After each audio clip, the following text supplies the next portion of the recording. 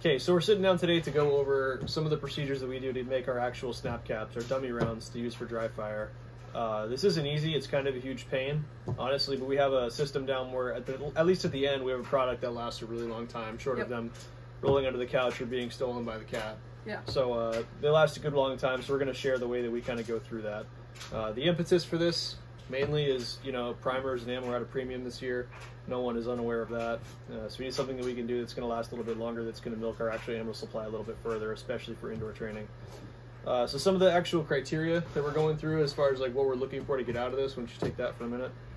So the biggest thing we've got to do is have these things look different than what we normally use. Obviously, you don't want to be dry firing with the rounds that look just like your live fire rounds. So we're going to use berries bullets just because they're plated, they look good. For safety purposes. Yeah, for safety purposes. And we're also using nickel plated brass just because we don't have a lot of it. We're looking for it to be heavy. We want to simulate live rounds in the dry fire.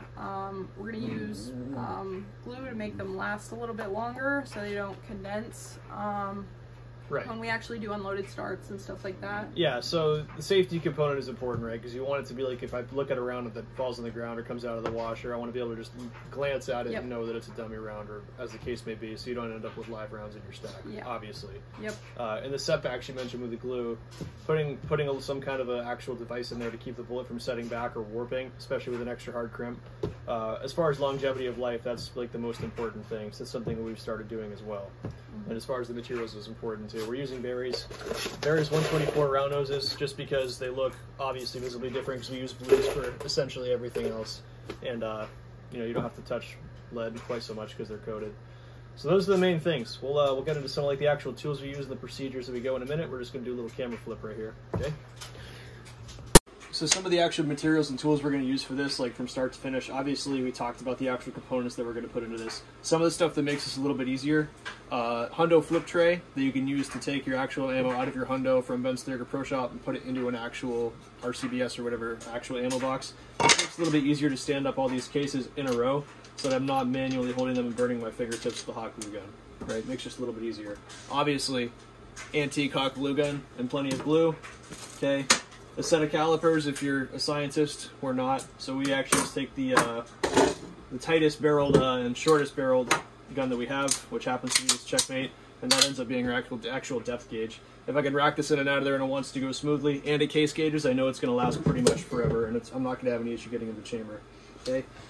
So as far as the actual procedure here, I'm going to start off. I have all these cases in a row. I'm going to look over the top very carefully, plunk a little bit of glue in. I'm trying to basically fill it up to the point right where I know that the bottom of the bullet is going to seat to. I want it to be just about there. If I really fill it right up to the top, I'm going to have problems getting them to seat all the way down to the level I want to consistently later, or it'll just crush the bullet.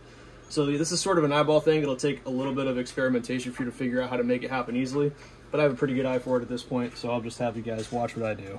Right? Using 124s, I know it's going to land right about there. Okay, so you can see it's just about halfway up the actual depth of the case. Right? So I'll go ahead and do all the rest of these.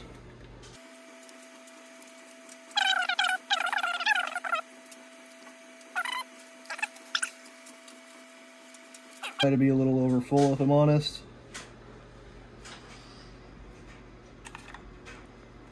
You see this guy right here is pretty full up, right?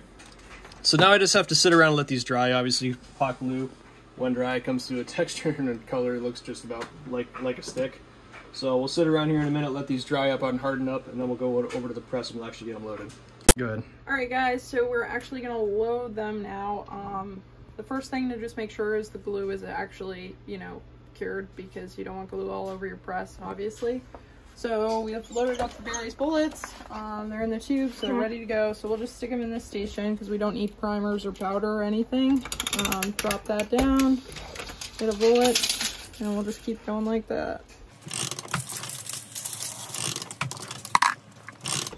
Obviously, when you're doing this, probably only do one the first time. Actually check the length. Go through the gun a few times, make sure the glue is long enough, because if it's short, it'll get really short very quickly. Obviously, if it's too long, it won't chamber. So now we'll case gauge these, check the length. go throw them in the open gun. Alright, so we're actually going to case gauge now. So we've got those like 10 rounds. Throw them in, make sure they actually drop flush. Looking good so far. How much squish do you think is acceptable? I mean, I guess that depends on your gun, because, you know, with the SIGs we can get away with a lot. CZs, maybe not. These are all fitting perfectly, so I'm not too worried. When I case gauge, I like to be able to push them in and still get them flush. So then we can check the OAL on this guy. More out of curiosity than anything. Yeah.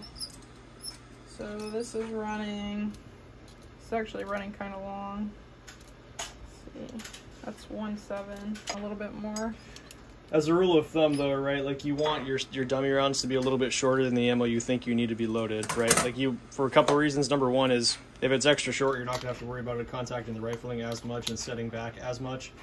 And the other thing is if you can get it to rest against that glue properly, I mean, you're not nearly as liable to run into, you know, fatiguing problems with the actual rounds themselves.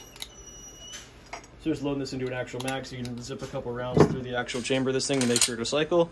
And as long as they'll go through super easily, they seem to be working perfectly, right? No issues at all. Nope. So those are clearly good to go. See if I've shortened it all. Check the oil again to make sure there's not any setback. Same. Looks like it's the same. Yep. Perfect. So that's more or less the process, right? Any closing commentary? No.